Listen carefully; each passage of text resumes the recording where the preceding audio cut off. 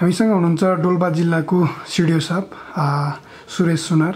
यहाँलाई स्वागत छ सर। धन्यवाद। तर अहिले विश्व नै कोभिड-19 अर्थात् कोरोना भाइरसले त्रासमा भइराख्दा विश्व लकडाउनमा छ, त्यसै गरी नेपाल पनि अहिले लकडाउनमा छ। यहाँको सुरक्षाको हिसाबले डोल्पा जिल्लालाई कसरी हेरिरहेछ अलिकति बताइदिनु।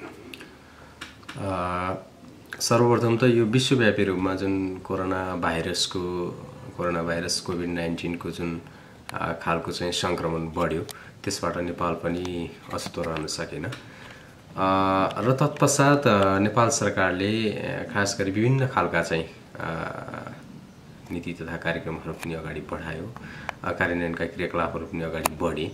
त्यसै सन्दर्भमा चाहिँ हामीलाई पनि विभिन्न खालका निर्देशनहरू भएर हामीले पनि जिल्लामा एक खालको चाहिँ तयारी गरेर जिल्लामा चाहिँ काम गरिरहेका छौँ र अहिले समग्र जिल्लाको अवस्था चाहिँ एकदमै सामान्य छ, त्यस्तो अप्ठ्यारो स्थिति चाहिँ छैन। लकडाउनको परिपालना राम्रोसँग प्रभावकारी ढङ्गले भएको छ। स्थानीय स्तरमा चाहिँ जनप्रतिनिधिहरू पनि एकदमै खटिनु भएको छ, स्वास्थ्य कर्मीहरू पनि खटिनु भएको छ, सुरक्षाकर्मी पनि खटिनु भएको छ। त्यो हिसाबले जिल्लाको चाहिँ समग्र यो कोरोना भाइरस विरुद्धको चाहिँ यो लडाइँमा हामी सबै एकसाथ भएर चाहिँ अगाडि बढिरहेका छौँ, सबै लागिरहेका छौँ। त्यो हिसाबले समग्रमा सामान्य नै छ। सर, यो चाहिँ अहिलेको अवस्थामा यार्सा गुम्बा पूर्ण रूपमा बन्देज भइसकेको अवस्था छ। जस्तो अब चोरी पैठारी बढ्ला, यहाँको स्थानीय सुरक्षा रणनीति के हुन्छ, के कस्तो रहन्छ सर? पक्कै पनि यो खास गरी हामीले यो कोरोना भाइरस कोभिड-19 को संक्रमणबाट जोगाउनका लागि, यसको चाहिँ जोखिमबाट चाहिँ डोल्पाली जनतालाई चाहिँ सुरक्षित राख्नका लागि गरिएको जिल्ला विपद व्यवस्थापन समितिले गरेको निर्णय हो र सँगसँगै चाहिँ राष्ट्रिय निकुञ्जले पनि यो निर्णयलाई चाहिँ करिब यार्सा सङ्कलनमा रोक लगाउने निर्णय गरिसकेको छ। त्यसै गरी जिल्ला डिभिजन वन कार्यालयले पनि गर्दैछ र यो सन्दर्भमा चाहिँ सुरक्षा योजना अलिकति हामीले विशेष खालको सुरक्षा योजना बनाउने भन्ने छ। आफैमा यो चाहिँ कार्यान्वयनमा चाहिँ चुनौती चाहिँ छ, किनकि हामीसँग चाहिँ भूगोल चाहिँ ठुलो भूगोलमा चाहिँ यार्सा टिप्न जाने पार्टनरहरू छन् र सुरक्षाकर्मीहरू, त्यसपछि गएर अन्य चाहिँ हामीले चाहिँ जो सरकारवाला निकायहरूको चाहिँ हामी खटिन्छौँ ती एकदमै कम छन्। त्यसकारण चाहिँ चुनौती छ। त्यसलाई हामीले चाहिँ दुई तीन चरणमा चाहिँ लिने, दुई तीन चरणमा राख्ने, खास गरी त्यो स्ट्राटेजी चाहिँ दुई तीनवटा चाहिँ स्ट्राटेजी चाहिँ अवलम्बन गर्ने भन्ने छ। एउटा चाहिँ अवलम्बन चाहिँ तल्लो स्तरसम्म, खास गरी गाउँ स्तरसम्म, टोल बस्तीसम्म, डोल्पाका गाउँ बस्तीहरूमा हामीले चाहिँ सूचना सम्प्रेषण गर्ने, जनप्रतिनिधि मार्फत र हामी आफैले पनि चाहिँ सूचना सम्प्रेषण गर्ने र यो वर्ष चाहिँ खास गरी सुरक्षित रहनका लागि, जोखिमबाट बच्नका लागि हामी यसो गर्दैछौँ, हाम्रै लागि हो भन्ने खालको चाहिँ कुरा हामी सबै नागरिकलाई बुझाउनु जरुरी छ। त्यो स्ट्राटेजी हामीले लिन्छौँ। दोस्रो स्ट्राटेजी भनेको हामीले यो जिल्लाका मात्र चाहिँ यार्सा टिप्न जानुहुन्न, विभिन्न जिल्लाहरूबाट, यो खास गरी कर्णाली प्रदेशका विभिन्न जिल्लाहरूबाट, सल्यान, रुकुम, जाजरकोट, जुम्ला, पूर्वी रुकुम, हैन, यी सबै जिल्लाबाट आउने गर्नुहुन्छ। यहाँ हजारौँ तपाईँको चाहिँ यार्सा सङ्कलनका लागि उपस्थित हुनुहुन्छ। ती व्यक्तिहरूलाई चाहिँ यो पटक चाहिँ हामी आउन दिँदैनौँ, किनभने हामीले हाम्रो जिल्लामा चाहिँ हाम्रो जिल्लाका सम्पूर्ण नाकाहरू, सीमावर्ती जिल्लाका सम्पूर्ण नाकाहरू बन्द गर्छौँ र उहाँहरूलाई चाहिँ हामी आउन चाहिँ प्रवेश गर्न दिँदैनौँ। त्यो एउटा कुरा रहन्छ। र तेस्रो कुरा चाहिँ हामीले सुरक्षाकर्मी त परिचालन गर्छौँ नै, सँगसँगै के गर्छौँ भन्दा स्थानीय जनप्रतिनिधि, डिभिजन वन कार्यालयका प्रतिनिधि, सामुदायिक वन स्तरका चाहिँ पदाधिकारीहरू, जनप्रतिनिधि समेतको एउटा निगरानी समूह बनाउँछौँ र हामी ती निगरानी समूहहरूलाई विभिन्न नाकाहरूमा परिचालित गर्छौँ र त्यो खालको हामीले चाहिँ सुरक्षा योजना बनाउँदैछौँ र छलफल पनि तल्लो स्तरसम्म, खास गरी जनप्रतिनिधि लेभलसम्म, वडा पालिकाका सदस्यज्यूहरूसँग, वडा अध्यक्षज्यूहरूसँग चाहिँ उहाँहरूसँग पनि छलफल गर्ने गरी त्यो विषयलाई सबै मिलेर गर्नुपर्ने विषय, समन्वय सबैको चाहिँ जरुरी हुन्छ भन्ने विषयले चाहिँ हामी त्यो सुरक्षा योजनामा चाहिँ राख्छौँ र त्यसरी चाहिँ हामी सुरक्षित बनाउने चाहिँ प्रयासमा चाहिँ लाग्छौँ।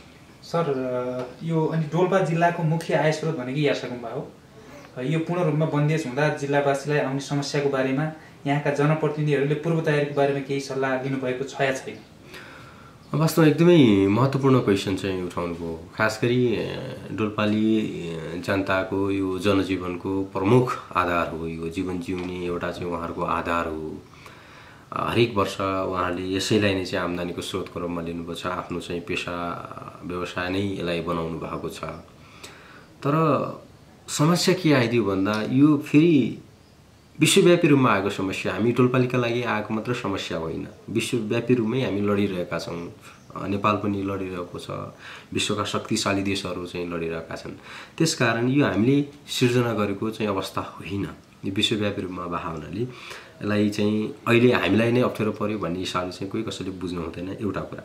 दोस्रो कुरा, यो फेरि के का लागि भन्दा तिनै नागरिक, डोल्पाली नागरिकका लागि, डोल्पाली नागरिकलाई सुरक्षित बनाउने हेतुका साथ गरिएको निर्णय हो। यो डोल्पाली जनतालाई चाहिँ तपाईँको चाहिँ अप्ठ्यारोमा पार्ने, यात्रा सङ्कलन गर्न दिनु हुँदैन भन्ने हिसाबले गरिएको निर्णय होइन।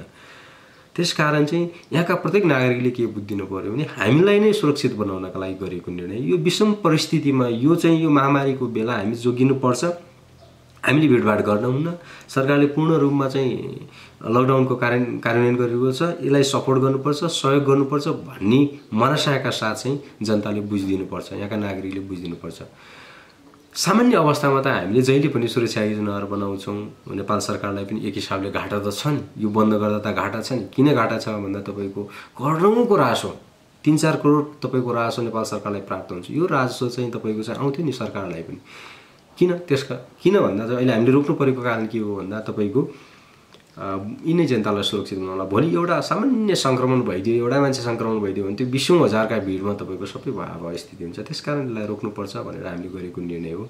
पक्कै पनि नागरिकहरूलाई केही अप्ठ्यारो चाहिँ परेको छ, खास गरी अर्थतन्त्रमा केही समस्या पर्छ होइन, यहाँको विकास व्यवस्थापनमा केही समस्या परेको छ। यो महामारीको बेला हामीले त्यसलाई चाहिँ पहिलो कुरा हाम्रो जीवन हो, हाम्रो चाहिँ ज्यान बच्नुपर्छ, हाम्रो चाहिँ मानव समुदाय बच्नुपर्छ, त्यसपछि हाम्रा विकास, हाम्रा चाहिँ अर्थतन्त्र, हाम्रा समृद्धिका कुराहरू हुन्छन्, हाम्रा आर्थिक उन्नतिका कुरा हुन्छन् भन्ने विषय चाहिँ सबै नागरिकले बुझ्न जरुरी छ। र पक्कै पनि मलाई चाहिँ के लाग्छ भन्दा डोल्पाली जनताले यो कुरालाई चाहिँ सजिलै बुझ्छन्, सहज रूपमा बुझ्छन्, किनकि उहाँलाई नै सुरक्षित बनाउने विषय हो, हाम्रा लागि गरेको प्रयास हो भन्ने हिसाबले चाहिँ बुझ्नुहुनेछ भन्ने चाहिँ मलाई आशा छ। अहिलेसम्म जनप्रतिनिधिज्यूहरूले हामीसँग समन्वय गर्दा सकभर बन्द गर्नुपर्छ। सिडिओ साहब, यो सुरक्षाको विषयमा तपाईँहरूले पनि सपोर्ट गर्नुहोस्, हामी पनि यो विषयमा लाग्छौँ भन्नुभएको छ। त्यसकारण हामीलाई के लागेको छ भने जनप्रतिनिधिलाई पनि यो विषयमा चाहिँ चासो चिन्ता छ, उहाँहरू पनि लागिराख्नु भएको छ र हामी सबैको समन्वय चाहिँ हामी गर्छौँ र त्यसका हामीले राम्रो बनाएर चाहिँ अगाडि बढ्छौँ। अनि सर, यो डोल्पा विकट जिल्ला पनि हो, लकडाउनको कारण खाद्यान्न समस्या पनि होला, यसको समस्या समाधान गर्न के कस्तो प्रक्रिया अपनाउनु भएको छ? यो लकडाउनको बेला खास गरी हामीले अहिलेसम्म पनि अत्यावश्यक सेवा सञ्चालनमा चाहिँ हामीले एकदमै भरपर्दो व्यवस्थापनका विधिहरू अवलम्बन गरेका छौँ। जिल्लामा अहिले पनि कति खाद्यान्न स्टक छ, खास गरी खाद्य संस्थानसँग कति छ, व्यवसायहरूसँग कति छ, प्रत्येक मार्केटहरूमा कति छ, वडाहरूमा कति छ भनेर हामीले वडा अध्यक्षज्यूहरूसँग बुझिरहेका छौँ, खाद्यसँग पनि बुझिरहेका छौँ, उद्योग वाणिज्य सङ्घसँग पनि समन्वय गरिरहेका छौँ। र यी खाद्यान्नको चाहिँ आपूर्ति चाहिँ तपाईँको सहज होस् भन्नका लागि हामीले दैनिक रूपमा व्यवसायहरू, वडा अध्यक्ष, जनप्रतिनिधिहरूलाई चाहिँ माग्नुहुन्छ, अनुमति माग्नुहुन्छ, त्यो अनुमति हामीले निर्बाध रूपमा दिइरहेका छौँ। र खाद्यान्न जिल्लामा खाद्यान्न, औषधि र बिरामीहरूको जुन हामीले चाहिँ आवागमनलाई चाहिँ सहज बनाइदिएका छौँ, अनुमति दिइरहेका छौँ। त्यसकारण यहाँ चाहिँ त्यति भयावह स्थिति चाहिँ मलाई लाग्दैन। अहिले पनि स्टक राम्रो छ र उहाँहरूसँग यदि स्टक चाहिँ कमी हो भने हामीलाई अग्रिम रूपमा उहाँहरूलाई चाहिँ जानकारी गराउनुहोस्, हामी त्यसका लागि पहल गर्छौँ भनेर भनेका छौँ। अलिकति हाम्रो माथिल्लो उपल्लो डोल्पातिर चाहिँ समस्या चाहिँ के भइदिएको छ भन्दा नेपाल खाद्य संस्थानले चाहिँ चाइनातिरबाट चाहिँ तपाईँको टेन्डर गर्ने उसको ढुवानीको हुँदो रहेछ। त्यो विषयमा चाहिँ हामीले अहिले सहजीकरण गरिरहेका छौँ, गाउँपालिकाका जनप्रतिनिधिहरूसँग सहजीकरण गरिरहेका छौँ, खाद्य संस्थानसँग सहजीकरण गरिरहेका छौँ। तपाईँहरूले चाहिँ अब चाहिँ दुनैको रुट भएर चाहिँ ढुवानी गरिदिनुहोस् यो पटकको लागि। यो विषम परिस्थितिमा चाहिँ अब चाइनातिरको सबै बोर्डरहरू तपाईँको सिल छ, यस्तो अवस्थामा त्यताबाट ल्याउनुहुन्न, अब दुनैतिरबाट नै यो सपोर्ट गर्नुपर्छ भन्ने हिसाबले हामीले चाहिँ जनप्रतिनिधिलाई पनि भनिरहेका छौँ र खाद्य संस्थानका यहाँका प्रमुखलाई पनि हामीले भनिरहेका छौँ। उहाँहरू पनि त्यो प्रक्रियामै हुनुहुन्छ, कोअर्डिनेसन गरिराख्नु भएको छ। आज मात्रै पनि हामीले चाहिँ जिल्लाको चाहिँ उपल्लो डोल्पा, खास गरी छार्का गाउँपालिकामा चाहिँ हामीले झन्डै 51वटा तपाईँको खच्चडमा खाद्य सामग्री लैजाने, उताको ढुवानी चाहिँ गाह्रो हुन्छ भनेर हामीले यताबाट चाहिँ पहल गरिरहेका छौँ, जाँदैछ त्यो सामग्रीहरू। त्यसकारण चाहिँ जिल्लामा चाहिँ खाद्यान्नको अवस्था चाहिँ अप्ठ्यारो होला भन्ने चाहिँ मलाई लाग्दैन, एकदम सहज छ राम्रो छ, अहिलेसम्मलाई राम्रो छ र हामीले अझै 2-3 महिनाको लागि पनि स्टक गर्नुपर्छ, किनभने भोलि चाहिँ बर्खायाममा चाहिँ हाम्रा खोला नालाले गर्दाखेरि समस्या होला भनेर अहिले नै हामीले व्यवसायहरूलाई, अहिले नै हामीले खाद्य संस्थानका प्रमुखहरूलाई, अहिले नै हामीले चाहिँ जनप्रतिनिधिहरूलाई झकझक्याएको अवस्था छ र उहाँहरूले पनि त्यो खालको तयारी चाहिँ गर्नुभएको छ। जस्तो सर कालोबजारी बढिरहेको छ होला, यसलाई नियन्त्रण गर्न यहाँले कस्तो कदम चाल्नुभएको छ? हामीले खास गरी यो कालो बजार अनुगमनलाई चाहिँ यति बेला चाहिँ कसैले पनि पहिलो कुरा चाहिँ दुईटा कोणबाट हेर्नुपर्छ। एउटा कोण चाहिँ तपाईँको व्यवसायले के हेर्नु पर्यो भने यो विषम परिस्थितिमा यो राज्य नै अप्ठ्यारो परेको बेला, नागरिक नै अप्ठ्यारो परेको बेला कसैले पनि त्यो उपभोक्ताको स्वास्थ्यप्रति तपाईँको चाहिँ खेलवाड गर्नु भएन, एउटा कुरा। दोस्रो कुरा उहाँले चाहिँ के गरिदिनु पर्यो भन्दा एकदमै संवेदनशील विषय हो यो, खाद्यान्न आपूर्ति गर्ने विषय, बजारलाई सुव्यवस्थित बनाउने विषय, तपाईँको चाहिँ यसलाई दैनिक रूपमा जसरी सञ्चालन गर्नुहुन्थ्यो त्यसरी सञ्चालन गर्ने विषयलाई चाहिँ उहाँले सोच्नु पर्यो, संवेदनशील भएर सोच्नुपर्छ, एउटा विषय। तेस्रो विषय के हो भन्दा त्यहाँ कृत्रिम अभाव गर्ने, कार्टेलिङ गर्ने, तपाईँको चाहिँ अभाव सिर्जना गर्ने, के गर्ने उहाँले चाहिँ जति पनि चाहिँ त्यो क्रियाकलापहरू गर्नुहुन्छ त्यसलाई बन्देज गर्न पर्यो है। आफ्नो बिजनेस इथिक्सभित्र रहेर उहाँले चाहिँ काम गर्नु पर्यो। होइन उहाँले त्यसो गर्नुहुन्छ, त्यसो गरिराख्नु भएको छ भने हामी स्थानीय प्रशासनले चाहिँ हामीले चाहिँ बजार अनुगमन गर्छौँ, अनुगमन गरिरहेका छौँ। अनुगमन गरिरहेको बेला चाहिँ उहाँलाई चाहिँ हामीले चाहिँ कतिपय उसलाई चाहिँ कारवाही गरेका छौँ, उहाँहरूका सामानहरू जफत गरेर ल्याएका छौँ। यो विषम परिस्थितिमा यहाँले नगर्नुहोस् भनेर हामीले चाहिँ उहाँलाई भनिरहेका पनि छौँ।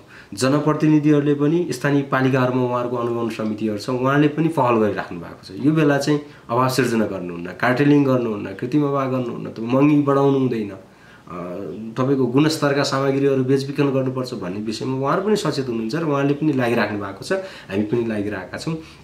हामीले यही बिचमा पनि 2-3 पटक चाहिँ हामीले अनुगमन बजार अनुगमन गरिरहेका छौँ, उद्योग वाणिज्य सङ्घसँग समन्वय गरेका छौँ, जनप्रतिनिधिसँग समन्वय गरेर बजारको चाहिँ अनुगमन चाहिँ चलाइरहेका छौँ। जस्तो यो प्रशासन कार्यालयबाट उपलब्ध हुने पासको व्यवस्थापन कसरी गरिराख्नु भएको छ?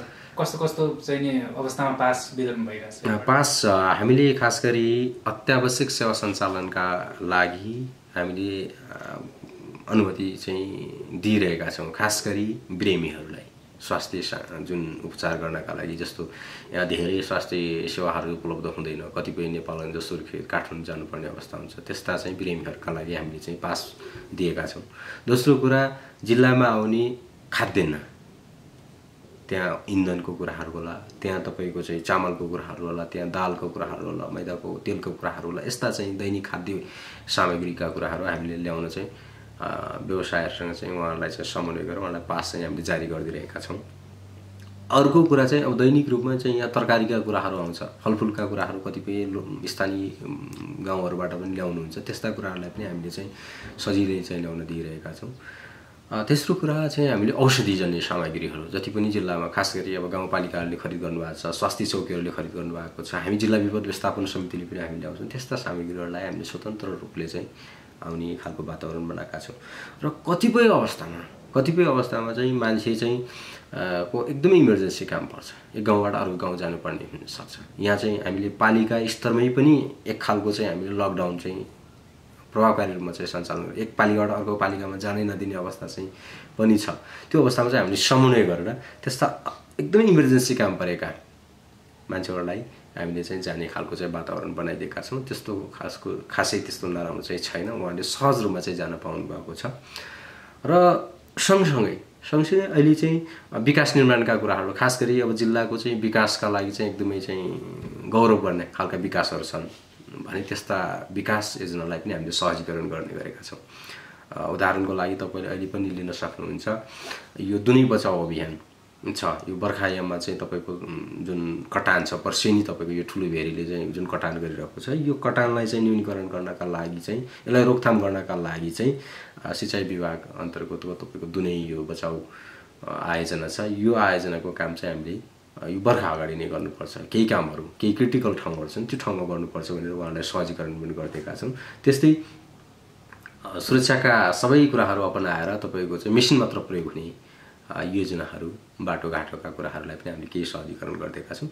समग्रमा भन्दा हामीले चाहिँ जिल्लाको चाहिँ अत्यावश्यक सेवा सञ्चालनका लागि चाहिँ पासको व्यवस्था चाहिँ भरपर्दो रूपमै मिलाएका छौँ। अन्तिममा सर यो अहिले जिल्ला बाहिरबाट आउने क्रम जारी रहेको छ। अब विभिन्न स्थानीय तहहरूले नागरिकहरूलाई विद्यार्थीहरूलाई उद्धार गरेर ल्याउने जस क्रम जारी राख्नु भएको अवस्था छ।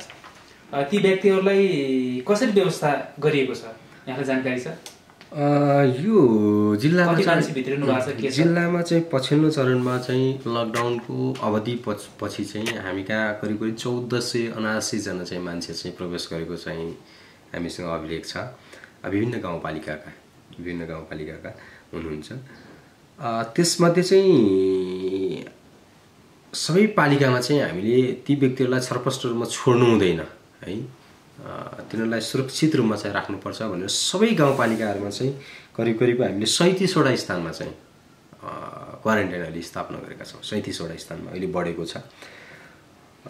त्यसमा चाहिँ हाम्रो करिब अहिले चाहिँ तपाईँको क्वारेन्टाइनमा तत्काल अहिले बसेको 703 जना व्यक्ति चाहिँ क्वारेन्टाइनमा हुनुहुन्छ, क्वारेन्टाइनमा बसिराख्नु भएको छ। झन्डै तपाईँको 200 हामीले 11 जना अस्तिको डाटामा चाहिँ 211 जना जति हामीले चाहिँ क्वारेन्टाइनबाट फिर्ता गरिरहेका छौँ। कतिपय बाटोमै हुनुहुन्छ, बाटोबाट तपाईँको आफ्नो पालिकामा जाँदै हुनुहुन्छ। खास गरी यो उपमण्डल डोल्पाको व्यक्तिहरू अझै बाटोमा हुनुहुन्छ, उहाँहरू आफ्नो वतनसम्म पुग्नु भएको छैन। त्यसकारण चाहिँ यी तलतिरबाट आएका व्यक्तिहरू जो विद्यार्थीहरू, अल्पत्र परेका विद्यार्थीहरू, नागरिकहरू हुनुहुन्थ्यो, उहाँहरूलाई चाहिँ सबै पालिकाहरूको समन्वयमा उहाँहरूले नै हामी क्वारेन्टाइनमा राख्छौँ, सुरक्षित तवरले राख्छौँ। हाम्रा नागरिकहरूलाई विचलित हुन दिँदैनौँ, हामी भरपर्दो व्यवस्थापन गर्छौँ, यिनीहरूलाई सुरक्षित राख्छौँ भनेर उहाँहरूले जिम्मा लिएर जानुभएको छ र आफ्नो स्थानीय पालिकामा चाहिँ क्वारेन्टाइनमा राख्छ। जस्तो सर क्वारेन्टाइनमा राखिसकेपछि क्वारेन्टाइन त 2 हप्ता लगभग राखिन्छ होला, त्यसपछि जब उहाँहरूलाई पठाइदा चाहिँ उहाँलाई केही टेस्ट गरेर पठाइन्छ कि त्यतिकै पठाइन्छ? त्यो किटको व्यवस्था के छ? हामीले यसमा चाहिँ के गरेका छौँ भन्दा अघिल्लो चरणमा चाहिँ अहिले पछिल्लो चरणमा चाहिँ केही व्यक्तिहरू आउनु भएको छ। अघिल्लो चरणमा जति हामीले चाहिँ राखेका थियौँ ती व्यक्तिहरूलाई चाहिँ खास गरी तेस्रो मुलुक र तपाईँको इन्डियाबाट आएका, भारतबाट आएका व्यक्तिहरूको चाहिँ अनिवार्य रूपमा हामीले यो आरडिटी टेस्ट गरेका छौँ। क्वारेन्टाइनबाट जाने बेला अथवा चाहिँ उहाँहरू कुनै पनि व्यक्ति चाहिँ आएको छ भने त्यस्तो व्यक्तिलाई आरडिटी गरेका छौँ। अर्को चाहिँ जो अन्य नेपालगञ्ज, सुर्खेत अथवा काठमाडौँ अथवा जाजरकोट, रुकुमबाट आउनु भएको व्यक्तिहरू उहाँहरू हुनुहुन्छ भने उहाँहरूको चाहिँ हामीले सामान्य खालको स्वास्थ्य चेकअप गर्छौँ।